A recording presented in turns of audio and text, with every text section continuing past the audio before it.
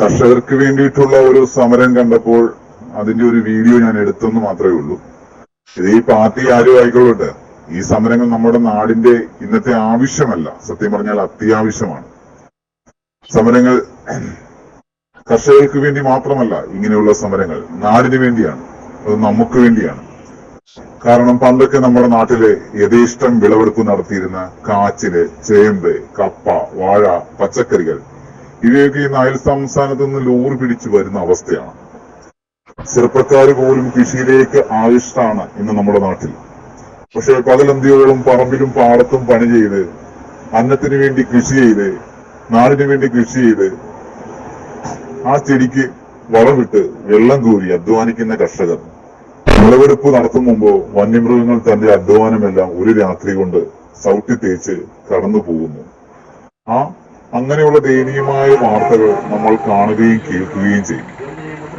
അടുത്ത വർഷം, അടുത്ത ദിവസങ്ങളിൽ ആ കർഷകനുണ്ടാകുന്ന മനോവിഷമം, എല്ലാം നഷ്ടപ്പെട്ട ആ കർഷകന്റെ ആ വേദന, നഷ്ടസ്വപ്നങ്ങൾ, ജീവിത തകർച്ച, ഇവയൊക്കെ മനസ്സിലാക്കാൻ ഇവിടുത്തെ നിയമത്തിനും അധികാരമുള്ളവർക്കും കഴിഞ്ഞില്ലെങ്കിൽ കൃഷി ചെയ്യേണ്ട വസ്തുക്കൾ, അതായത് കൃഷി ചെയ്യേണ്ട നമ്മുടെ വസ്തുക്കളും എല്ലാം കാട് പിടിച്ച് വനഭൂമിക്ക് തുല്യമായി മാറാൻ ഇനി അധിക താമസമില്ലെന്ന ദുഃഖസത്യം നമ്മൾ തിരിച്ചറിഞ്ഞേ പറ്റൂ. കർഷകർ വിളവെടുക്കുന്നത് നാടിനു വേണ്ടിയാണ്. നാട്ടിൽ കൃഷി ചെയ്ത് ഉണ്ടാക്കാൻ കഴിയുന്ന ഭക്ഷ്യവസ്തുക്കൾ യഥേഷ്ടം മാർക്കറ്റുകളിൽ വിൽപ്പനയ്ക്ക് എത്തിയാല് സാധാരണക്കാർക്ക് അവൻ നിത്യച്ചെലവിൽ മിച്ചം പിടിക്കുവാൻ കഴിയും. സർക്കാരിന് വിലക്കയറ്റം പിടിച്ചു നിർത്തുവാൻ കഴിയുമെന്നത് യാഥാർത്ഥ്യമാണ്. അന്യരാജ്യക്കാർ വന്യമൃഗങ്ങളുടെ പെരുപ്പം കൂടുന്നത് തടയാൻ നിയമങ്ങൾ നടപ്പിലാക്കുമ്പോൾ ഇവിടെ കർഷകന്റെ കാർഷിക ഉപകരണങ്ങൾ ഇരുന്ന് തുരുമ്പ് പിടിക്കുന്ന അവസ്ഥയിലേക്ക് മാറിയിരിക്കുന്നു. കേന്ദ്ര സർക്കാർക്ക് ഭേദഗതി ചെയ്യുക എന്നീ മുദ്രാവാക്യങ്ങൾ ഉയർത്തിക്കൊണ്ട് ഇന്ന് ഇന്ത്യൻ പാർലമെന്റിലേക്ക് നടന്ന മാർച്ചിനെ ഐക്യദാർഢ്യം പ്രഖ്യാപിച്ചുകൊണ്ട് കർഷക സംഘത്തിന്റെ നേതൃത്വത്തിൽ ഇന്ന് റാന്നി പോസ്റ്റ് ഓഫീസ് ഉപരോധിക്കപ്പെടുന്നു. മാർച്ച് ഡിഎഫ്ഒ ഓഫീസിന് മുന്നിൽ എത്തിച്ചേരുമ്പോൾ കിസാൻ സഭയുടെ നേതാവ് സഖാവ് എ പത്മകുമാർ എംഎൽഎ മാർച്ച് ഉദ്ഘാടനം ചെയ്തതും കർഷക സംഘത്തിന്റെ സംസ്ഥാന ജില്ലാ നേതാക്കൾ മാർച്ചിനെ അഭിസംബോധന ചെയ്തുകൊണ്ട് സംസാരിക്കുന്നു. കർഷക സമരത്തിൽ പങ്കെടുക്കുന്ന മുഴുവൻ സഖാക്കളും ഈ ഉപരോധ സമരം തീർന്നതിന് ശേഷം മാത്രമേ ഇവിടെ നിന്ന് പോകാവൂ എന്ന് വളരെ വിനീതമായി അഭ്യർത്ഥിക്കുകയാണ്. എല്ലാ ആളുകളും ഈ ഉപരോധ സമരം തീർന്നതിന് ശേഷം മാത്രമേ ഇവിടെ നിന്ന് പോകാവൂ എന്ന് അഭ്യർത്ഥിക്കുകയാണ്.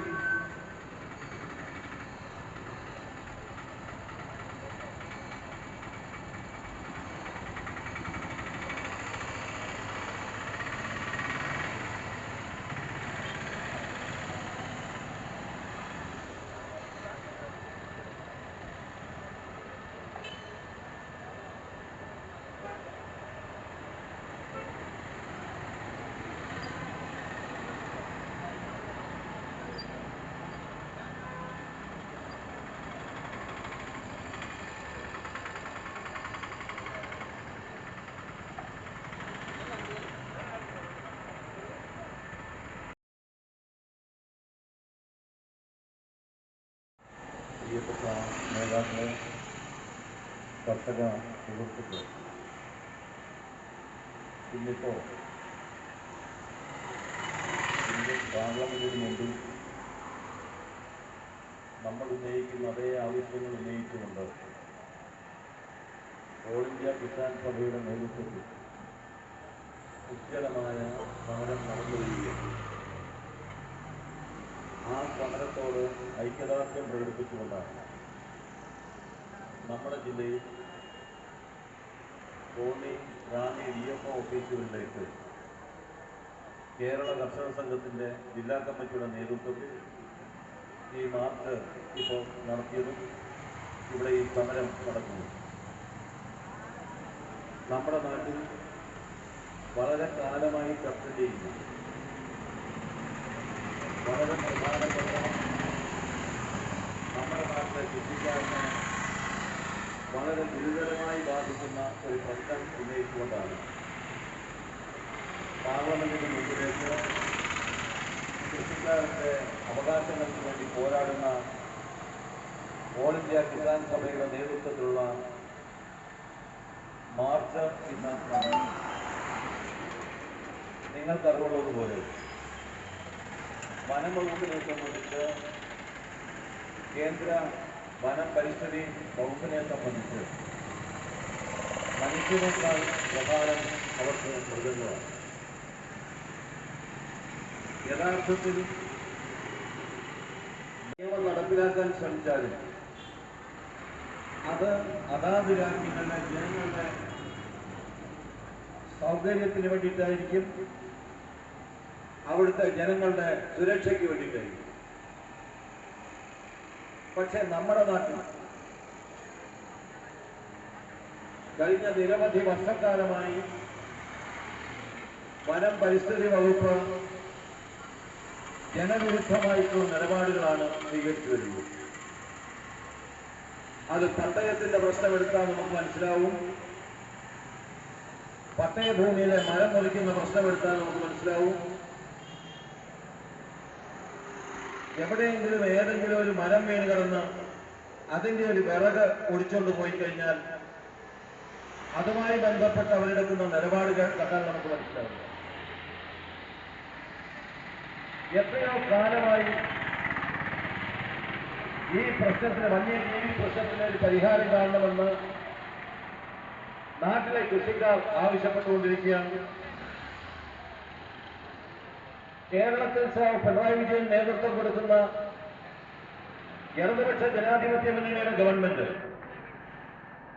ഈ പ്രശ്നത്തിൽ കൃഷിക്കാർക്ക് അനുഗുണമായ തീരുമാനമെടുത്തെങ്കിലും കേന്ദ്ര നിയമത്തിന്റെ ചുവട് പിടിച്ചുകൊണ്ട് നമ്മുടെ നാട്ടിലെ കൃഷിക്കാരെ ദ്രോഹിക്കാനുള്ള നിലപാടാണ് BJP നേതൃത്വത്തിലുള്ള കേന്ദ്ര ഗവൺമെന്റ് ഇപ്പോൾ കൈക്കൊണ്ടുവരുന്നത്. അതല്ലെങ്കിൽ വന്യജീവികളെ ക്ഷുദ്രജീവികളായി പ്രഖ്യാപിച്ച് നാട്ടിലെ കൃഷിക്കാരുടെ ജീവനും സ്വത്തിനും സംരക്ഷണം കൊടുക്കാത്ത അവസ്ഥയാണെങ്കിൽ അഖിലേന്ത്യാ കിസാൻ സഭയുടെ നേതൃത്വത്തിൽ, കേരള കർഷക സംഘത്തിന്റെ നേതൃത്വത്തിൽ ഈ കേരളത്തിൽ നിയമനിഷേധ പ്രസ്ഥാനം ആരംഭിക്കേണ്ടി വരും എന്ന മുന്നറിയിപ്പ് നൽകാൻ ഞങ്ങൾ ആഗ്രഹിക്കുകയാണ്. എത്രയോ കാലമായി ഇതിപ്പോ BJPയുടെ മാത്രം ഒരു കുഴപ്പമാണെന്ന് വരുന്നില്ല. ഇതിനു മുമ്പ് കോൺഗ്രസ് ഭരിച്ച കാലത്ത് തന്നെയാണ് സംഭവം. ഇക്കാര്യത്തിൽ നാട്ടിലേത് പ്രശ്നങ്ങളിലും ഇടപെടുകയും പ്രസ്താവന ഇറക്കുകയും ചെയ്യുന്ന UDF-നും കോൺഗ്രസ് പാർട്ടിക്കും എന്താണ് പറയാനുള്ളത് എന്നറിയാൻ ഞങ്ങൾക്ക് ആഗ്രഹമുണ്ട്. നിങ്ങൾ ഭരിക്കുന്ന കാലത്ത് തുടങ്ങിയതല്ലേ? ഞാൻ നിയമസഭയിൽ അംഗമായിരുന്ന കാലത്ത് ഇത് സംബന്ധിച്ച് കോന്നിയിലെ ജനങ്ങൾ ആവശ്യപ്പെട്ടതനുസരിച്ച് ഞാനൊരു സ്വകാര്യ നിയമം നിയമസഭയിൽ അവതരിപ്പിച്ചു. ആ നിയമത്തിന്റെ പല വകുപ്പുകളും കേന്ദ്ര വന നിയമത്തിന് വിരുദ്ധമാണ് എന്ന് പറഞ്ഞുകൊണ്ടാണ് അന്ന് വനംവകുപ്പ് മന്ത്രിയായിരുന്ന ശ്രീ KP വിശ്വനാഥൻ ആ ബില്ല് അവതരിപ്പിക്കാനുള്ള അവതരണാനുമതി തരരുത് എന്ന് സ്പീക്കറോട് പറഞ്ഞു. സ്വാഭാവികമാണ്. എനിക്ക് എപ്പോഴും തോന്നുന്ന ഒരു സംശയമുണ്ട്. വനത്തിന്റെ ഒരു 2 കിലോമീറ്റർ ഒക്കെ അകത്ത് കാണുന്നത് വേണമെങ്കിൽ വന്യമൃഗമായിട്ട് നമുക്കില്ല. ഇവിടെ പെരിങ്ങര പഞ്ചായത്തിലെ പന്നി തന്നെ വന്യമൃഗമാണ്. പെരിങ്ങര പഞ്ചായത്തിൽ കണ്ടത് പന്നിയാണെങ്കിൽ അത് വന്യമൃഗമാകുന്നത് എങ്ങനെയാണ്? എത്ര കിലോമീറ്റർ വനത്തിന്റെ ഏരിയയിൽ നിന്ന്? 50 കിലോമീറ്റർ കൂടുതലുണ്ട്. കർഷക സംഘം ആഗ്രഹിക്കുന്നത് ഇപ്പൊ പന്നിയെ മാത്രം കുറ്റം പറഞ്ഞിട്ട് കാര്യമില്ല. മയിലിന്റെ അവസ്ഥ എന്താ? വന്നു കഴിഞ്ഞാൽ മുഴുവൻ നശിപ്പിച്ചു പോകല്ലേ? കേരളയുടെ പ്രശ്നം എന്താ? ആനയുടെ പ്രശ്നം എന്താ? ഞാൻ കഴിഞ്ഞ ദിവസം കോന്നിയില് നമ്മുടെ പുറത്തുകൊണ്ടിൽ പോയി. കഴിഞ്ഞ ദിവസം പഴയ സ്ഥലത്തിന് ആ കേൾക്കാൻ അവിടെ ചെന്നപ്പോ ഇവിടെ പഴയ വെച്ചാലും പറഞ്ഞു ചേട്ടാ പണ്ടത്തെ പോലെ ഇവിടെ ഇറങ്ങി ഉൾപ്പെടെയുള്ള സ്ഥലങ്ങൾ കഴിഞ്ഞ കാലത്ത് മേടിക്കണം. ഏത് രാത്രി ഞങ്ങൾക്ക് അതുവഴി നടന്നുകൊണ്ടിരിക്കാമല്ലോ. ഇപ്പൊ പാമ്പായാലും ആനയായാലും ഏഴയായാലും പന്നിയായാലും മയിലായാലും മനുഷ്യൻ ഒരു വിധത്തിൽ ജീവിക്കാൻ കഴിയാത്ത അവസ്ഥയിലേക്ക് കാര്യമാണ്. കേന്ദ്ര ഗവൺമെന്റിനോട് അഭ്യർത്ഥിക്കാനുള്ളത്, കേന്ദ്ര ഗവൺമെന്റിന്റെ അഭ്യർത്ഥന മാനിക്കാൻ, കേന്ദ്ര ഗവൺമെന്റിന്റെ അഭ്യർത്ഥന മാനിച്ചുകൊണ്ട് ഒരു വഴിക്കൂടെ നമ്മൾ തെറുത്തു വരുമ്പോൾ മറ്റേ ഭാഗം, ആ ഭാഗം തോർത്തു വരുമ്പോ ഈ ഭാഗം, ഇതാണ് അവസ്ഥ. പട്ടയത്തിന്റെ കാര്യത്തിൽ അതുപോലെ തന്നെ പട്ടയഭൂമിയിൽ നിൽക്കുന്ന മരം മുറിക്കാൻ അവകാശം അവരവർക്കില്ലേ? തടികളെയും തളവരെയും അടച്ചിട്ടല്ലേ നമുക്ക് പട്ടയം കിട്ടിയിട്ടുള്ളത്? കൃഷിക്കാരൻ ചുമ്മാ ചെന്ന് വെറുതെ എന്ന് പരുത്തി കയറിയതാണോ? നമ്മുടെ ഈ കേരളത്തിൽ ഭക്ഷ്യക്ഷാമമുണ്ടായ കാലഘട്ടത്തിൽ സർക്കാർ ആവശ്യപ്പെട്ടു, നിങ്ങൾ അവിടെ പോയി കൃഷി ചെയ്യണം. അവിടെ പോയി കയറിയ കൃഷിക്കാരൻ വെറുതെ വന്നിട്ട് കയറാനൊക്കത്തില്ലല്ലോ, വെറുതെ അവിടെ കൃഷി ചെയ്യാനൊക്കത്തില്ലല്ലോ. ഉണ്ടായിരുന്ന വൃക്ഷങ്ങൾ വെട്ടിത്തെളിപ്പിച്ച് പണ്ടത്തെ കൂപ്പുകൾ, ആ കൂപ്പുകളൊക്കെ വെട്ടിത്തെളിച്ച് വന്യമൃഗങ്ങളോട് മല്ലടിച്ച് പ്രകൃതിക്ഷോഭത്തോട് മല്ലടിച്ചാണ് ഈ കൃഷിയാകെ ഈ വനമേഖലയിൽ ഉണ്ടാക്കിയത്.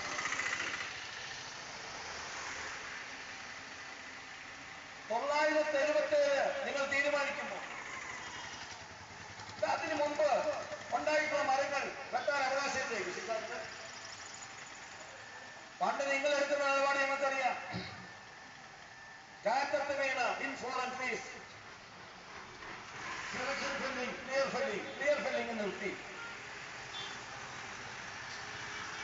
ഇപ്പൊ കാറ്റത്ത് വീണ നിയമനിഷേധ പ്രസ്ഥാനത്തിന് കേരള കർഷക സംഘം നേതൃത്വം കൊടുക്കും എന്ന് മാത്രം അറിയിച്ചുകൊണ്ട് ഈ പരിപാടിയിൽ പങ്കെടുക്കുന്ന മുഴുവൻ സഖാക്കളെയും കേരള കർഷക സംഘത്തിന്റെ ജില്ലാ സംസ്ഥാന കമ്മിറ്റികൾക്ക് വേണ്ടി അഭിവാദ്യം ചെയ്തുകൊണ്ട് ഈ പരിപാടി ഔപചാരികമായി ഉദ്ഘാടനം ചെയ്തതായി അറിയിക്കാൻ എന്റെ വാക്കുകൾ അവസാനിപ്പിക്കുന്നു.